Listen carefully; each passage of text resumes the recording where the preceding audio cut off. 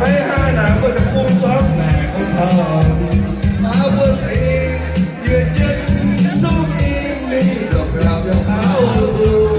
con trên tới nhu nhiều dạng kinh tế tuổi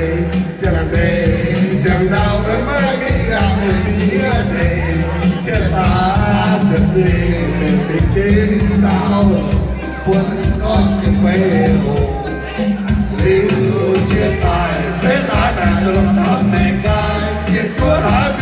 biểu nhâm đó giờ thủy để dài trắng của nó rằng nhận thu sẽ qua thu ngày cả nói chậm biểu gì nhúc nói chậm biểu gì nhúc.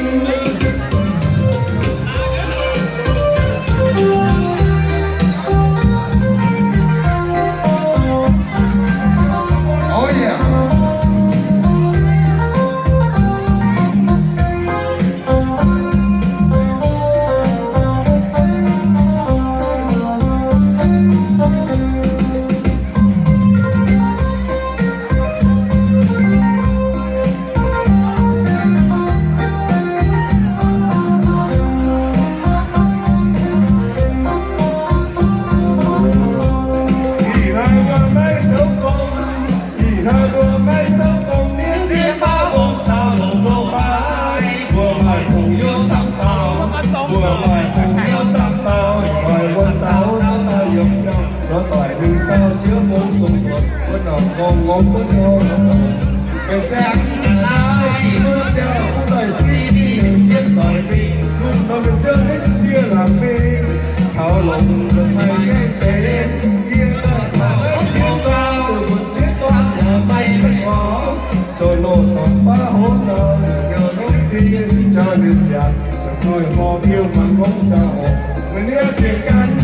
cho mi ở trong hoàng hôn kèm chiếc trâu hề mê cũng xuống mà nó tụt ca mà bạn đừng quên lỗ chia mà tao hốt cao chia mà tao hốt cao hết từ điếu báo vào chân nhâm xa quên thủ phần miền ca quên thủ phần miền ca đòi chết hiện ra rất nhiều buồn chào cái ngả lê cao tu không